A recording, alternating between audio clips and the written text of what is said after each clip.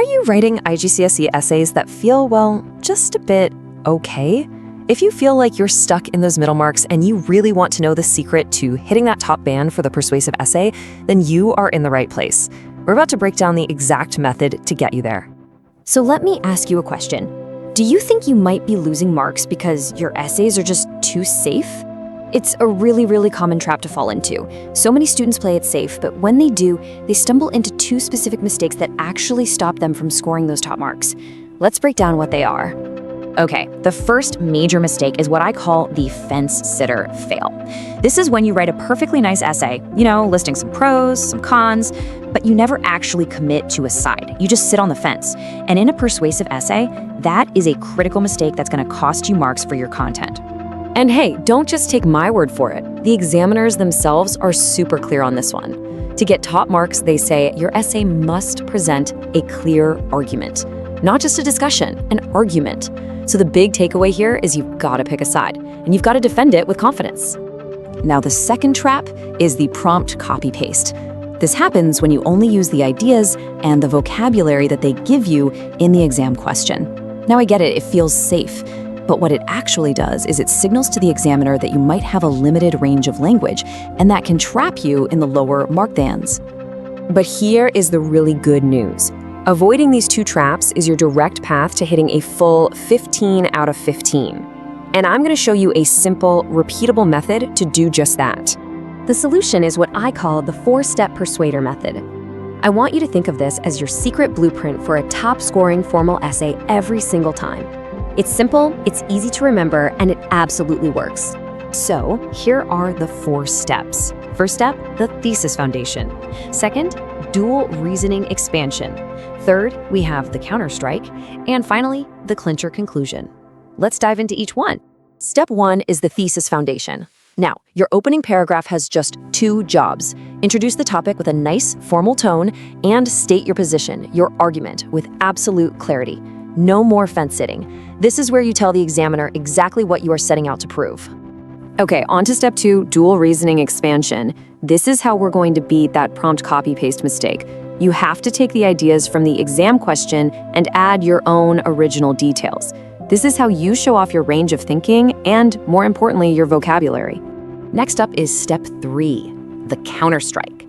Now, this is a high-level skill that really impresses examiners.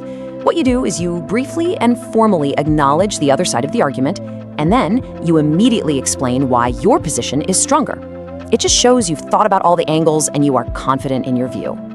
And finally, step 4, the clincher conclusion. Your last paragraph has to be sharp and straight to the point. You're going to summarize your key arguments and deliver a final, powerful verdict that directly supports the thesis from your introduction. And one last thing, absolutely no new ideas here. All right, series great and all, but let's actually see this method in action, right? We're going to apply it to a real exam-style question, and we're going to build a full-mark answer together, step by step. Here's our task. Write an essay on whether a 4-day work week is a good idea. This is a classic persuasive topic. For this walkthrough, let's decide that we're going to argue for it. So let's start with our thesis foundation. A great example might sound a little something like this. The concept of a 4-day work week has gained significant attention recently. I believe the benefits to employee well-being are far more significant. You see how it introduces the topic formally and then states a crystal clear position, no fence-sitting at all. So why does this intro work so well? First, the tone is formal and objective. That's exactly what the examiner is looking for. Second, your point of view is locked in right away, and that gives the whole essay a clear sense of purpose. And notice the phrasing. It avoids casual language like I think and uses the more confident I believe, which just sounds so much more persuasive. Now for step 2, expansion. Let's say the exam prompt just mentioned happiness. Instead of just repeating that word, we're going to expand on it. This sentence adds specific details like pursuing hobbies and spending time with family, and then it connects it to an original concept, that this is vital for mental health. This is exactly how you score those top marks for language. Did you notice the formal linking word furthermore? That helps the whole thing flow smoothly. It adds an original detail, mental health, which shows you're not just copying. And most importantly, it develops the point instead of just stating it. This is what examiners want to see. Now for the really powerful step 3, the counterstrike. Notice the structure here. Admittedly, introduces the other side's point, the potential costs, but then, however, immediately strikes back with a stronger counterpoint, that rested employees are actually more productive. This technique is pure gold for your marks. It directly addresses what the mark scheme calls a contrast or concession. You're using sophisticated linking words, and that whole admittedly, however, structure is a perfect example of the range of complex structures you need to show to get into that top band. And finally, our clincher conclusion. This example kicks off with in conclusion, gives a brief nod to the counter-argument with despite logistical concerns, and then restates our main argument in a fresh, powerful way. It's that final, decisive verdict that just locks in the argument. So, let's circle all the way back to those 2 traps from the beginning. How exactly did our persuader method solve them? Remember the fence sitter? Our method totally solves this. Step 1 demands a clear position in the introduction, and Step 4 reinforces it with a strong verdict in the conclusion.